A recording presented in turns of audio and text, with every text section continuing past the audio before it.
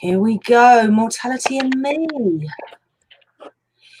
Hello there, my name's Hilary Steele, host of the podcast and live stream series Mortality and Me.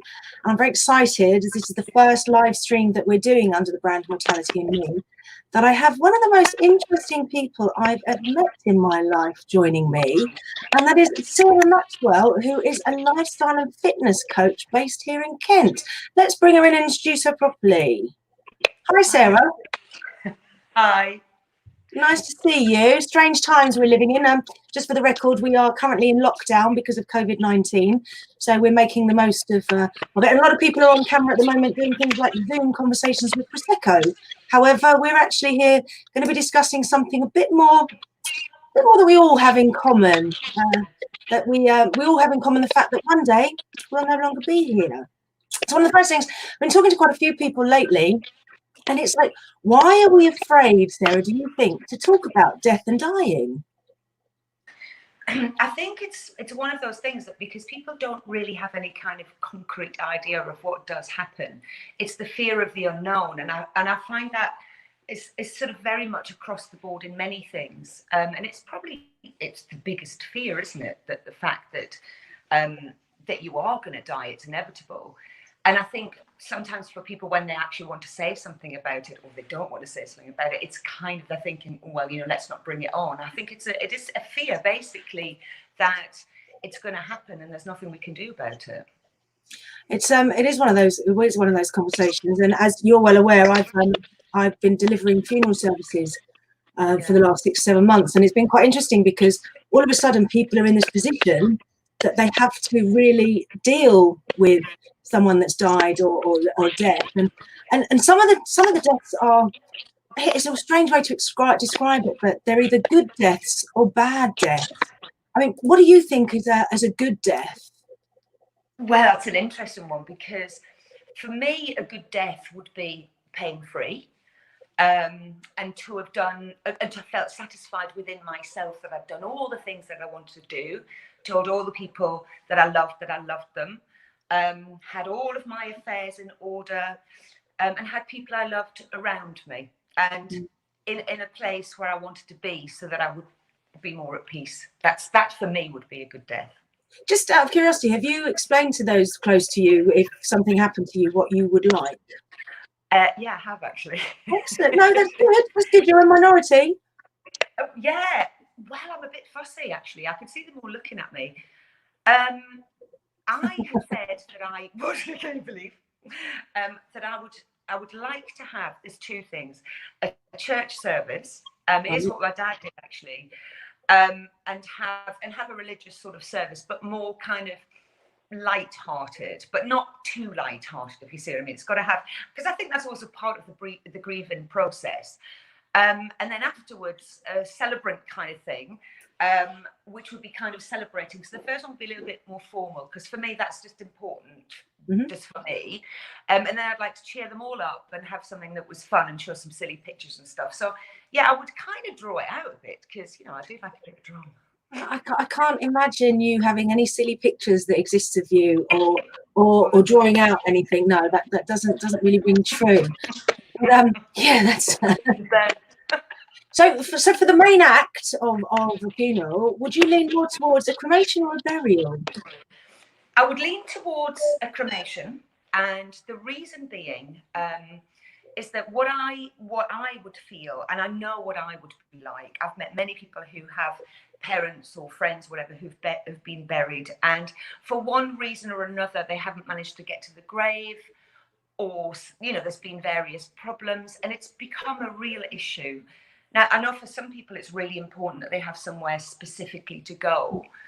I just think, just from my side of it, I'm very relieved that I don't have that, because I'm an obsessive kind of person. I'd be there all the time with me, dust pan, And I think for me, I would just don't want to put that on them, because, they'll think that's what I want. So it would restrict them to leaving the country, or, going away for an extended length of time. So I think for me, I'm quite happy to disappear off into the ether. No, it's quite interesting, because I with the same question someone asked me the other day, and I used to think definitely cremation, and then recently I've been delivering ceremonies at a natural burial ground. And I delivered one yesterday, actually. It was beautiful. It was absolutely beautiful service, and the sun and everything was lovely.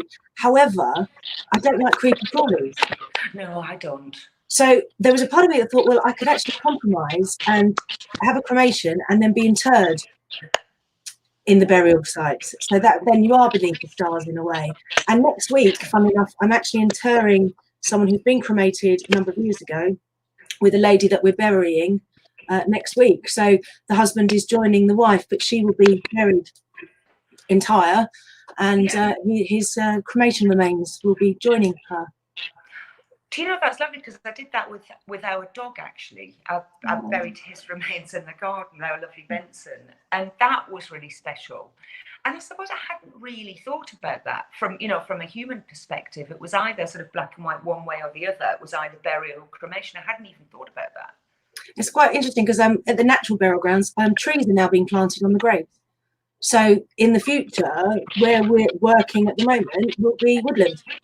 See, that's a beautiful thought. So with my mum, we sprinkled her ashes in a specific woodland place, because where she'd always wanted to be. And it was really beautiful, actually. And I think that idea of giving something back to the earth is lovely, really lovely. My parents were supposed to be scattered together in June on their wedding anniversary, and at the moment, like a lot of cremated remains, they are sitting on top of the drink cabinet in the dining room. And if this lockdown continues, then we will keep them there for another year. But I actually wanted a cut-off point, that they weren't just hanging around, literally, because I don't want them seeing what I'm getting up to, just in case, we don't know. I know. But, I mean, you think, Sarah, my mum was paralysed for 8.5 years, and I'm upstairs in my house at the moment, and she hadn't been upstairs for all this time. She can see what a mess it is up here now, wandering around.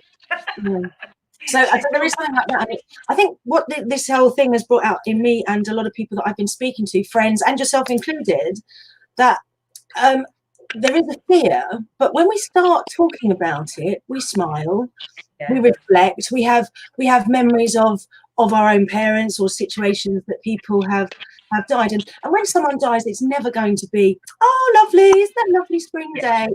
It's always going to be something. But I mean, have you've experienced a number of great loss? Would you mind sharing what that meant to you, what happened, what you went through? Yeah, I mean, I won't bore you for too long with it, but there was a particular one with my dad, actually.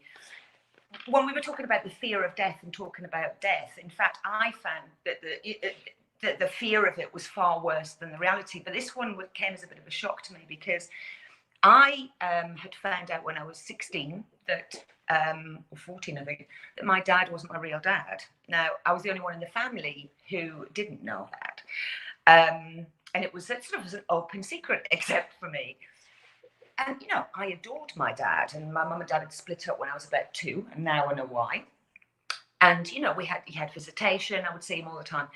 And it was always a weird situation, because I got on very, very well with my dad. Anyway, he had got lung cancer, but I didn't really know, because he didn't want to talk about it. I'd moved down to London. He was still living up north. That's where he was from. And we'd never discussed a real father or anything, because for me, it wasn't a situation. Anyway, he had an operation.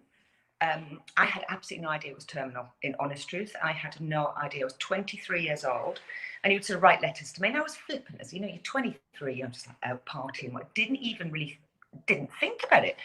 And of course, because I had been the youngest, and I'd been like my oldest brother's 13 years older than me, that I was still in that baby kind of phase, they thought, and that I had never matured. So they decided not to say anything. And my family are not very good at talking ever. I mean, it just doesn't happen. So anyway, I was in the dark, whatever. I actually happened to be at a fitness convention, and I was doing this stretch class. There was about 200 people in the hall, and I'd had an argument with my dad the day before. Now, the reason I'd had an argument was because I bought it was way back in the 90s, like those Vodafone, but it was like heavy bricks. And it was all my wages. It was practically all my week's wages spent ringing him and seeing how he was, because I knew he wasn't right, but I didn't know, whatever. Anyway, the night before, I happened to be in Coventry, it was, and the signal was bad, and he was telling me off. And for the first time ever, I said, Dad, I'm not going to put up with you shouting at me. And I put the phone down on him. And it was in the class the next day. It was about 5 to 6. And we just got into a stretch. And all of a sudden, I just sat up off the floor and went, oh, like this in the class. And everybody looked around. And the teacher got off the stage, came up and she said, something severe has just happened. I can see it in your face. What have you felt? I said, something terrible. Something's wrong. And he had died at that moment. And it was unbelievable because I went straight to the phone in the foyer and rang. And my sister-in-law said, oh, it's Sarah. And then shuffle. Well, apparently this tumour that he'd had burst, and it was really quick. And I was in total shock about the whole thing, did not do. And of course, because of my situation, I didn't really know where my place was. I all of a sudden felt kind of like thrown out and like, I can't get involved because they all know he's not my real dad. Anyway, very long story short, the funeral, it was probably one of the first funerals. I mean, I think I've been to my nana's before. And I walked in, and you think this is, you think, people go, oh, you're imagining it. And I didn't. The entire church swiveled and stared at me. And I just wanted to die myself. Actually, it was horrendous. And in fact, I went into such shock after that. I didn't grieve really for my dad, apart from a few tears. And then I decided to run a marathon, and I'm not a marathon runner. It nearly killed me. It was absolutely horrendous. And that was kind of my way of grieving. But my relationship broke up. And it was because I actually didn't feel as though I could or I was allowed to. So unfortunately, because I think also people expect once the funeral's finished, it's over. Well, actually, it isn't. The whole grieving process. I mean, for me, each time it's taken 2 years going through, guilt, upset, anger, pain. And it's been a cycle. But I delayed the first one. I didn't understand that. Wow. So that was my dad. But a few others since. Yeah, that was so how do you deal with grief then? How do you now process that from that one being the first one that caused you 2 years of? Yes. Well, it was even more than 2 years, Hilary. I think I didn't really grieve properly. I think it probably hit me 10 years later, actually. Okay. And certainly when I got married, it was 98. And he wasn't there, then I sort of, I started to come to terms with everything that had happened within my family and, who my father was and all of that kind of thing. I'd matured quite a bit. But I think I had parked it. And I think the marathon was my way of thinking, I'll get it out this way. It didn't. I just basically pushed it to one side. So now what I would say is I'm sort of aware that the fact that people won't understand. It's not like, sort of Victorian days when people used to wear black. I wear black quite a lot anyway, but it doesn't have that kind of thing now. And actually, I think for me, I would have been better off in those times, because what it would have said was, Sarah is in pain. She is allowed to grieve. She's allowed to fall apart if she walks into a supermarket and hears a certain song, or goes into a card shop and on Mother's Day or Father's Day. Do you know what I mean? And it was, I always felt if it was like later on, I couldn't have done that. And I think for me, that would have worked very, very well. So what I do now is I allow it. And I'm very clear to people if I'm very unhappy now about it. And I'll just say, I'm having a moment and I'm very upset about this, that, and the other. And actually, once I've done that and said it, so much better, so much better.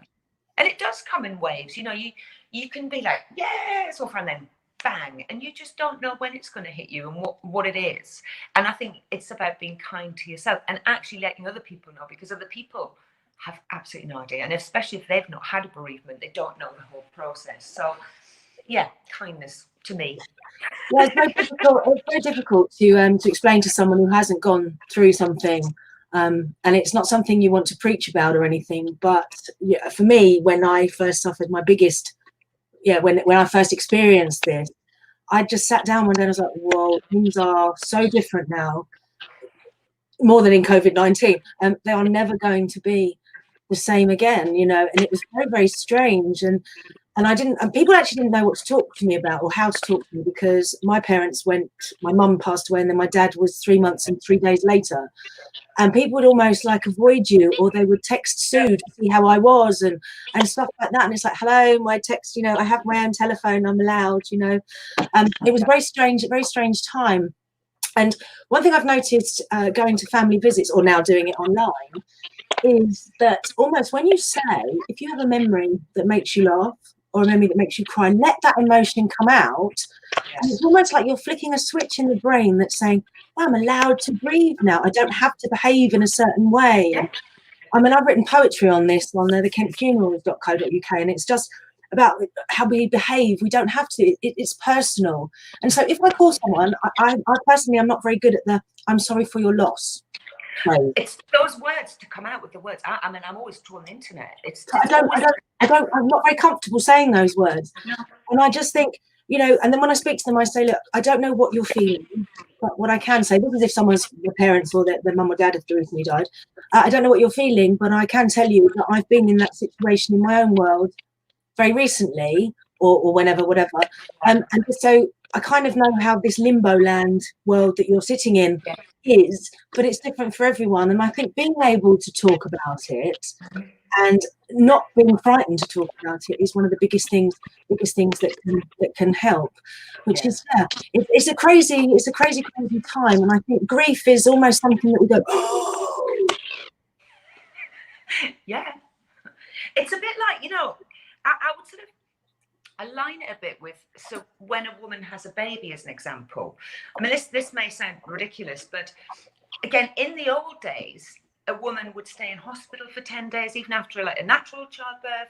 She'd have people around her. She wouldn't do anything, and they would spend time and the recovery and get her to bond with the baby. Unfortunately, what's happened is very much the same as death. Actually, it's just life and death. Is that there's so much pressure to behave in a certain way that people are expected. I had people say to me, I couldn't believe this. My kids are 20 and how old are they now? 20 and 16. Just had to get them off Alexa earlier because we're knacking my signal. And I said to them, I've totally forgotten what I was going to say. No, that was it. So I'd had Gabby, my first one. And, I'm just like anybody else. I gain weight, lose weight. Well, it depends on what I eat and what I do. And I found that after I had Gabby breastfeeding, I just got bigger and bigger and bigger. I couldn't stop eating. I'd wake myself up in the middle of the night to eat a packet of biscuits. And people would say to me, to my face, Sarah, you've not really lost much weight, have you? And I'm not kidding. And this is the problem, because in that effect, it's about 2 years for a woman to fully recover from having a baby. And if you think about the grieving process, it's a similar kind of cycle, depending on when you went into it. So I think things have shifted so much. People put pressure on themselves, and they get pressure on other people, from other people, to be, oh, I'm fine. And I think it sort of seems to be, I'm just hoping with this crisis we're having at the moment, it's actually stopping people in their tracks and thinking maybe we were going too fast, maybe there's lots of other options, and maybe, looking after myself and actually vocalizing what I need is really important. And with me, with my second one, at the same thing, I realized then I needed to be looked after, so I did, which is after any subsequent bereavements, I've done that. So I think you sometimes have to learn the hard way and take all the pressure and get it wrong, and then it's much easier. That's learning part of from you, isn't it? It's being able to, if you can channel energies, or you can have outlets, or anything, or just some of those days. I had one last week. I just lay under the duvet, lay on the sofa, read my books, turned the phone on, so no notifications. I thought, there is nothing that I need to do today that I can't do tomorrow. And that's not procrastinating about, I'll put it off to tomorrow. That's, I can afford this time to just be. And I think that's one of the key things, is to allow your mind to wander, to reflect. And one of the loveliest things about grief, from my opinion, I can only speak from my opinion, is laughter. Is when I think about laughter, and some of the stories and memories come into my head about my parents, who I looked after at home for over 8 years. I don't wear yellow gold. I put my mum's wedding ring on for her funeral. It went on. I can't take it off. Yeah, I'm sure if I do something wrong, I'll be like, get off, ow! You know, it's little things like that. It makes me smile. And when I see that, I hold it and it makes me smile. And it's just memories are ours to keep and no one can take them from us, can they? Exactly. And you can't buy those moments, you know. I think that's another thing with the situation that we're in now, you know. I've found for years when I've taught people that the hardest thing for most of them isn't the exercises, is when I do the relaxation and meditation bit at the end. It drives some of them mad because a lot of people cannot cope with their own company. They have to be busy, they have to be seeing friends, have to be doing this. And this is where this has sort of thrown us into this thing of, oh, actually, and it's lovely, isn't it, to have a bit of self-care and go, you know what, it's fine. I'm getting good at that. We need it. As long as not too much, it's all about me and that's it. I don't do anything else. But Sarah, it has been lovely to catch up with you. Thank you for sharing stories with me. And I've got some other ideas of maybe getting you back onto the show further down the line to carry on a couple of discussions if you'd come back and join me. I would absolutely love to. Thank you very much. Thank you.